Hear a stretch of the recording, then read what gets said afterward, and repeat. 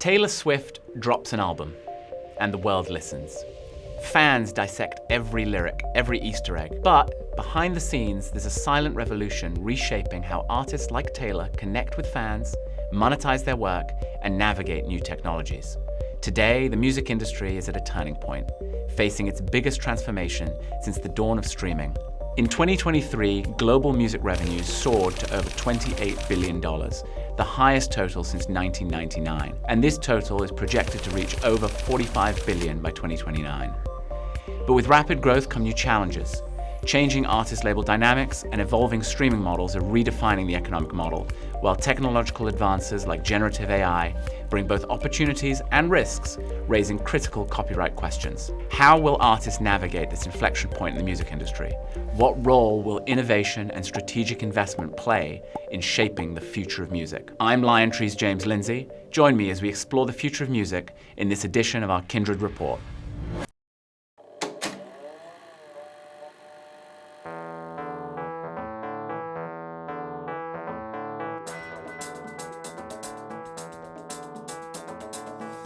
The music industry is growing fast, but it's still dwarfed by TV and film or gaming.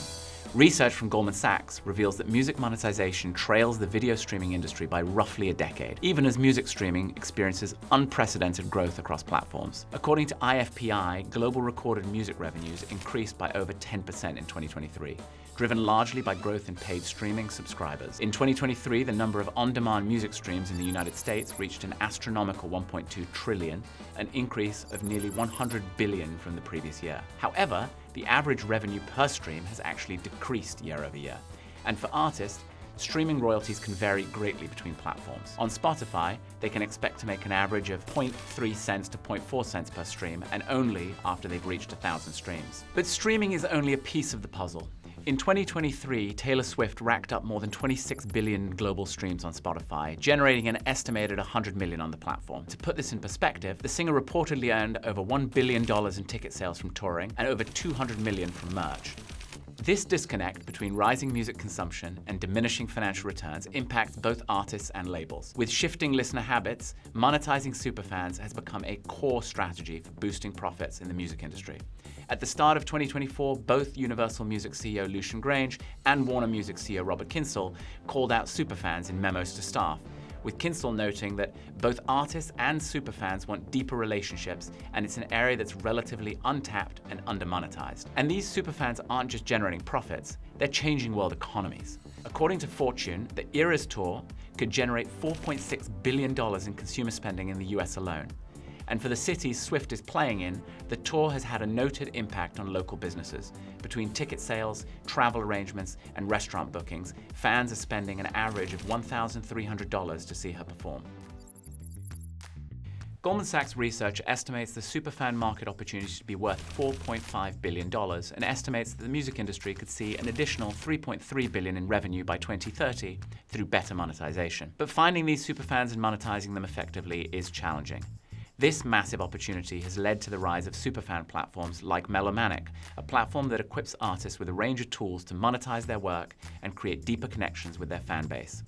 To understand the potential impact on the future of music, I spoke with Mellomanic founder and CEO Andy Apple about the role of superfans, the business model of music technology, and how artists are navigating the industry in 2024.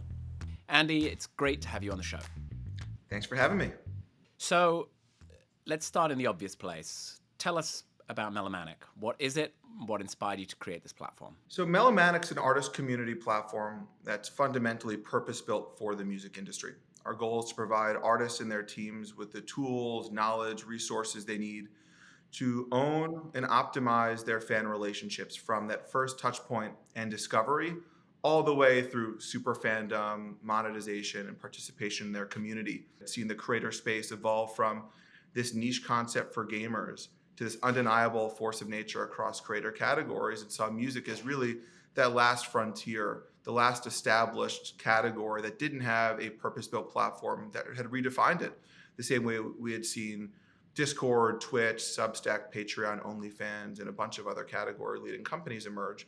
I became hell-bent on investing in that category winner, met with tons of founders building in this space, built a really clear set of hypotheses on what that category-defining company could look like, And when COVID hit in early 2020, the music industry was fundamentally turned upside down. And I looked in the mirror and I saw a window of risk appetite that I had, and I had seen a very clear vision of what this company could look like. So I decided to take the leap on my own and take the risk and go from the investor side of the table to the operator side of the table. And I launched the business in late 2020.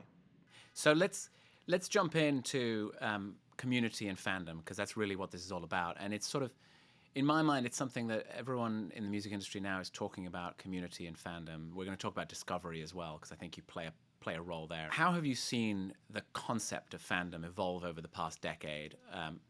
And I think you can't answer that question without talking about social media. So let's put that out there. Like, what has changed about what it means to be a fan? And how has social media played a part in that? The emergence of leading platforms, whether it's on the streaming side or on the social side, have fundamentally changed the game between passive listening to active listening. It used to be that you would buy albums, you would listen passively on the radio, on your commute, or wherever you were going. And now there's new opportunities to engage fans throughout the creation process and to bring them along for the ride. TikTok trends, Instagram Reels, there's all these new movements happening on leading social platforms that are getting fans involved in the journey, and it's what artists are really optimizing for. Gone are the days of just passively releasing great music. For better or worse, artists have to embrace this new future of new tools, engaging fans in net new, exciting ways for the most part. And I think that's bringing artists and fans closer together than ever before. I think over time, music fandom has become increasingly more community oriented. And I think the beauty of community, whether it's music fandom, or a cooking club, or running club, really any community, is that no two are alike, right? Every community has its own culture, expectations, norms, languages, hierarchy, leadership group, and new tools that have emerged that are going to continue to emerge are going to allow artists and fans to organize communities in a way that's in line with their culture and resonates a lot more than the passive listening of yesteryear. What do you think of the term superfan? Do you differentiate between a fan and a superfan? And like, what does that mean to you? Yeah, it's such an interesting topic, right? You'll hear people talk about superfans and the term and almost boo-hoo it. I think that we should embrace the concept of a superfan. These are fans, these are consumers, these are listeners who connect with music and with their favorite artist on a level you don't see everywhere. It's certainly not a niche audience. I think the number last year from the Goldman Sachs Music in the Air report was 148 million superfans globally. That's based on consumption and different behaviors around buying and listening to music. And I think these are not just the fans that every artist should want to super serve. You've got to invest in your core fan base, your core audience from as early of a point as possible, which is why we're really focused on driving discoverability too.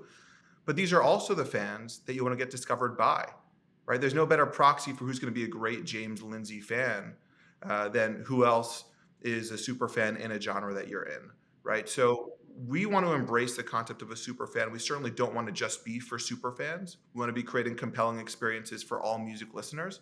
It's our job for it to be fun, innovative, be a great partner to artists in driving these really cool bespoke experiences. But this superfan movement, it's real, it's here, it's not going away. And the more you can empower artists to super serve those super fans, the more you can create a fan for life. That's how you build a really sustainable business. And we know that we need artists as a partner to build the business of our dreams. So we take a real partnership focused approach to how we scale the business. Artists own the data, they own the fan relationship, they own the economics, and we try to do our part to be the best partner as possible to artists. How have you seen the process of music discovery change over time, and where are we now, and where is that battle being fought, and how does Mellomanic play into it? I mean, is Mellomanic a discovery platform? It's great that the major label industry has caught up to where we are. It's a core focus of all three majors moving forward from a monetization and data perspective. A second problem has emerged since being in market, and this just came out of conversations with our artists. I'd say middle of last year, we had entered our public phase out of our beta. We had around 30 artists in the platform, so meaningful enough to gather some data, but not too big where I couldn't talk to artists individually. And to a man, to a woman, every artist we had on the platform they all valued one thing more than monetization. They all valued creating a fan more than monetizing a fan. And I think that highlights the opportunity here in the discoverability space, right? There's 130,000 songs hitting DSPs every single day. So there's a real velocity issue of new music hitting platforms on a daily basis. There's also a volume issue, right? 150 million plus songs on Spotify last year, less than 1,000 streams on it. That's just one platform. So there's a velocity and a volume issue that artists are facing. And as you think about emerging new technologies, AI, creator tools, it's going to be even more difficult moving forward to break through the noise with that type of volume. Amazing. Well, Andy, thank you so much for sharing your insights and the incredible work Mellomanic is doing to empower artists. It's been a real pleasure chatting with you. Thank you. It's been awesome. Thanks so much for having me. As fan engagement continues to serve as a driving force for commercial success, music discovery has become a critical component of the music industry. In 2024, the average American spent around 18 hours per week listening to music on streaming platforms. Globally, users stream over 1.2 trillion songs per year, with mobile devices accounting for 85% of consumption. To capitalize on this, labels are partnering with music distributors to enhance discovery. Spotify's Discovery Mode, for example, lets labels flag priority songs, which the algorithm then recommends to new listeners, taking a 30% commission in the process. However, it's clear these features more likely benefit artists already signed with major labels. In fact, all 10 of Spotify's top streamed albums in 2023 were by artists under major label contracts. Major labels play a significant role in building an artist's fan base, typically managing social media presence and fan interactions on the artist's behalf. And these fans are the driving force behind an album's success. When Taylor Swift released the Tortured Poets Department earlier this year, the album broke records, including the most streamed album in a single day and the fastest album to reach 1 billion streams on Spotify. So, how are fans engaging with music today? Let's pass the mic to Kindred Media's Laura Clinton, who took to the streets of New York City to hear what listeners have to say about the evolving music landscape. Thanks, James. The music industry is evolving at a rapid pace, and fans are driving growth for artists of all genres. Now we're here outside of New York City's Mercury Lounge to talk to fans themselves about how they discover music and what they think AI will bring for the future of the industry. So on what platform do you mainly listen to music? Mostly Spotify. Spotify. Mainly Spotify. SoundCloud, Mixcloud, YouTube, a bunch of them. Apple Music, YouTube, and SoundCloud.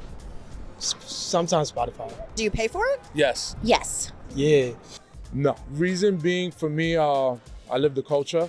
So I have a lot of DJ friends, a lot of them. Actually, I'm listening to Black Coffee right now. So yeah, I get music all the time. Yes. Is it worth it? Yes, I don't want ads. Yeah. Absolutely. I would say it's worth it for the ease of use. How do you discover new music? I photograph a lot of music, so lots of shows, and so it's often the opener, or I'll listen to playlists. I go on social media platforms. Since I know a lot of the producers, I network and I find out what's going on, and I stay logged in or connected to the community. Either my mans put me on YouTube, IG, Twitter. I do the recommended playlists. I do the new artist discovery, like what's the new releases, or I do a variety of things. Do you use like the AI DJ or like the suggested playlist? Stay away. The AI Wrong. DJ is just kind of strange to me. It doesn't really have the real, it doesn't have the actual Doesn't have the the warmth. warmth, like It's the not human real. thing. It's just kind of strange. Who's your favorite artist right now? It's a toss-up between Youngboy and Lil Uzi. Sam Fender. Muna. Stephen Wilson Jr. Would you care if either one of them came out with an AI generated album? Yes. Yeah? How'd you feel about it? I wouldn't jack it. You could tell the difference because they put the emotions in the song. Mm-hmm. You can hear it. I can't hear it through AI. I don't know though. I don't think I would be right off the bat completely opposed, but I think they'd want to be. I'd want them to say that was one of their influences or what they utilized. That I would roll my eyes a little bit, and I'm not really interested in AI music. I would be very skeptical. I feel like he is the last person, or one of the last people. Inauthentic to him. Yes. Yeah, I it also wouldn't think be there's his a difference music. Between using it and it being like the main source of where the music's coming from. AI can shove it because live music cures everything. As fans and artists continue to redefine their relationship, the development of generative AI has the potential to disrupt music from creation all the way to consumption. As policymakers race to regulate AI, industry players are working to calm concerns over deepfakes and seize opportunities to streamline music creation. For example, YouTube and Universal Music launched a music AI incubator last year, showing that key players in the music industries are collaborating to manage generative AI before regulations are established. Copyright law has become a major consideration in the potential use of AI in music, as generative AI needs to be trained on an artist's original songs to mimic their voice. However, this use of copyrighted material is currently under legal scrutiny, with the industry eager to establish systems for monetizing AI-driven music, either through licensing deals with tech companies or by setting legal precedents. To delve deeper into these changes, I sat down with Shara Senderoff, CEO and co-founder of Gen Music AI, an ethically trained platform in text-to-music creation, to unpack how AI is reshaping the creative landscape, from music creation to licensing and beyond, and importantly, making sure that artists benefit from the technological shifts. Thanks for having me. Excited to be here. So let's start at the beginning. Could you share with us the story of the founding of Gen Music AI and what inspired you to particularly bring AI and music together? So we started incubating Gen about 2.5 years ago now, starting primarily with a deep-seated research run. We've published 3 papers on our approach. And the first thing that they started with was a research paper, which we have published, which talks about Gen's approach to generating 48 kilohertz high fidelity audio. And when they took me through the approach to maintain the full sonic spectrum of a sound, I knew that we had a chance to actually replicate the emotion that we hear in music. Now, that's not to say we replicate the artist's addition to the music, which I'm sure we can get into later in this conversation, but the fidelity and the quality of audio that could be generated from scratch became very clear. The possibilities of that became very clear to me, and I knew I had the team that could do it at the highest level. That's kind of where it began, and then it became all the fun of how do you actually do it ethically and how do you license the training data. Explain to me why generative AI is the right tool for this problem. So what I mean by generative AI is the music compositions that are created through our platform are generated from nothing, from scratch. So we're not taking particular instrument stems or tracks and assembling them in an algorithm to make a new song. We are generating a completely original composition, which means that Gen is not dissimilar to you. If you were to learn how to play every instrument that ever was, and you were to learn every genre of music composition that could ever be. I'm working on it. So exactly, you're working on it. So if you could do that, that is what Gen is doing. So when you text to music, which I know has become a bit of a buzzword, but when you type in the prompt of, I want a rock blues track that sounds great for driving down a highway in Texas, Gen is assembling that composition from absolutely nothing, from learning all of that instrumentation and style and composition and what should come before and after and how melody should work in a particular genre, what notes should come after what notes. That's what we mean by generative AI. So I think that the use cases for a larger consumption of music are going to unfold over the next few years. And so I think that addresses a bit of the why generative AI, because this is an approach to creating a larger amount of high quality music. And also, frankly,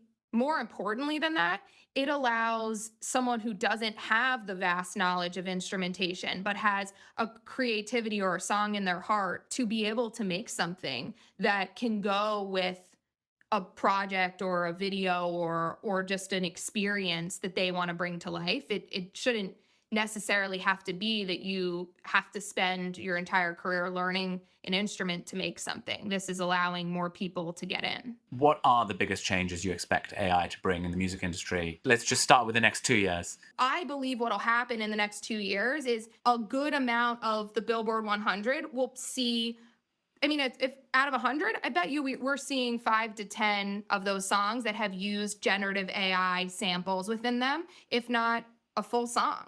in the next 5 years, we will absolutely see that. And what is wrong with that? That's kind of the question I toss back. If it's a song you love, if consumers loved it enough that it became a top song, then how it was created shouldn't matter. In fact, you don't even know, like you said earlier, AI has been in music for a really long time. A lot of these sounds that people love and listen to on repeat are digital. So that's all AI is, generative AI. It's just a different form of creating music that you shouldn't know the difference in a few years. How do you see creators and music producers evolving? And, should people stop going to school for music because, you just need to have a vision and an ear and you can use Gen AI to create the music? This is a collaboration tool at the very heart of it. And I'll bring up my sister, because my sister, when I first started explaining this to her, she has a 2-year-old, and she said, well, I don't want him to not learn an instrument. We learned instruments growing up, and that was a huge part of our evolution. I want him to learn an instrument. And I was like, yes, now he can learn an instrument. He can learn piano, but then he can upload the piano melody he wrote into Gen, and Gen will make him drums, bass, and guitar. And all of a sudden he has a full song. So I think the opportunity when you do learn an instrument will be just tenfold in your use of AI with it. But also, I'll answer it very directly. Should people go to school for music? I think people should go learn whatever affects their heart and soul. If you love music and you want to be a part of making it, you should go do that. The same way that I love building things, and so I go build them and they find their way as a result. I think that if more of the world followed their heart and their passion, we'd end up with a lot more positivity and open-minded and open-heartedness. And I think if we look at the divisiveness in the world, that's probably what we need now more than anything. So I hope we never lose young kids wanting to learn music and just using the tool and instruments and how to play them and how to expand them with tools like what I'm building with Gen. Well, I think that's an incredibly uplifting and positive way to end this conversation. Really enjoyed everything you had to share with us. And, I really enjoyed the reframing of AI, not as a threat, but as something that's truly very positive and going to help, spark creativity. Thank you for having me. It's been a real pleasure. Thank you. It was great. As we navigate the evolving landscape of the music industry, it's clear that innovation and strategic investment will be pivotal in shaping its future. The rise of superfans, AI integration, and evolving streaming models present unique opportunities and challenges for both artists and labels as they navigate this exciting new era. As fans and listeners, you will find yourself at the heart of this transformation. Your engagement with music not only fuels the industry, but also influences how artists create and connect with their fans. From superstars like Taylor Swift to independent artists in your area, you will shape the future of this industry through your support of the artists that you love. I'm LionTree's James Lindsay. Thank you again for joining us in this edition of our Kindred Report.